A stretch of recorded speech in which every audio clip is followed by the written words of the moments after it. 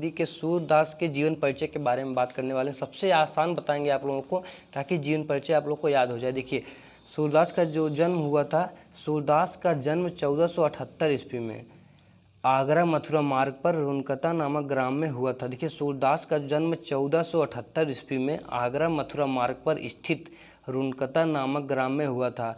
कुछ विद्वान दिल्ली के निकट सीही नामक स्थान में इनका जन्म स्थान मानते हैं।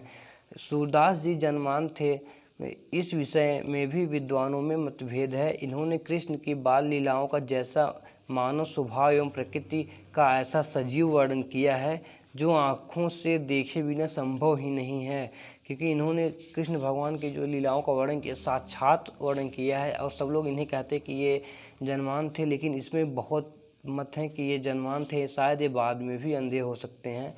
तो देखिए, ये इनके देखिए दिया है लक्षणिक रूप में अथवा ज्ञान चक्षुओं के अभाव कारण इन्हें कहा जा सकता है। देखिए, जो इन्हें जन्मांध कहा जाता था, ये शायद बाद में भी अंधे हुए होंगे, इसलिए इनमें बहुत मत हैं। देखिए, सूरदास की रुचि बचपन से ही भगवत भक्ति के गायन में थी।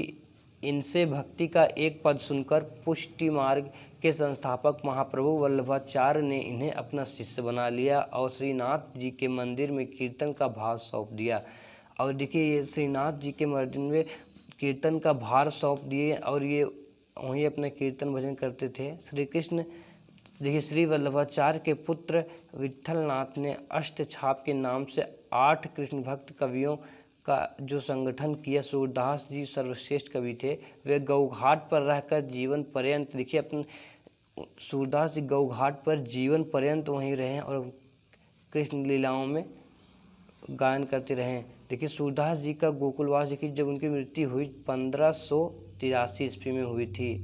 ये देखिए, इनका जो मृत्यु हुई थी गोसाई विट्ठलनाथ के सामने गोवर्धन की तलहटी के पारसौली नामक ग्राम में हुआ था।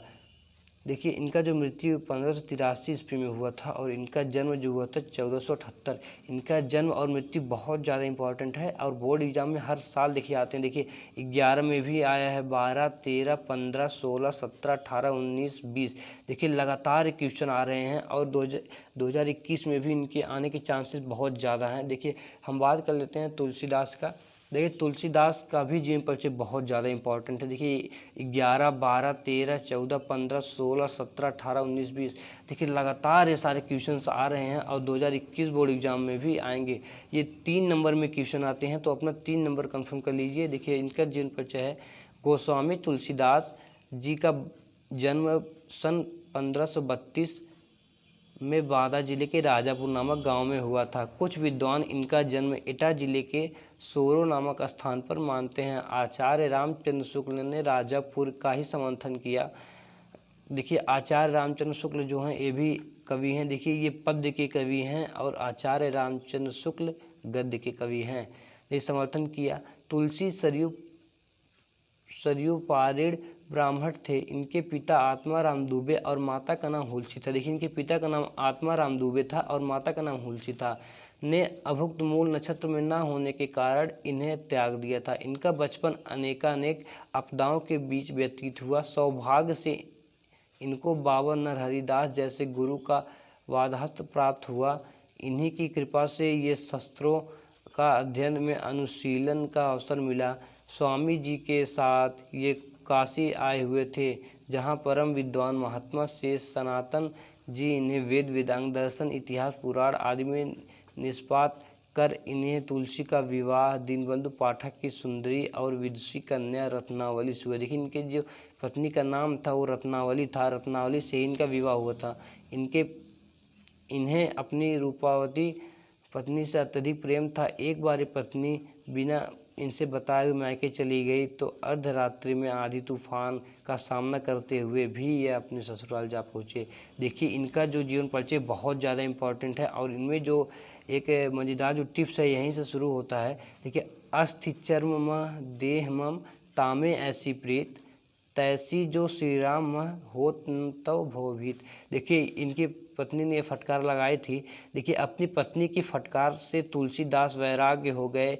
अनेक तीर्थों का भ्रमण करते हुए ये राम के पवित्र चरित्र पवित्र चरित्र का गायन करने लगे।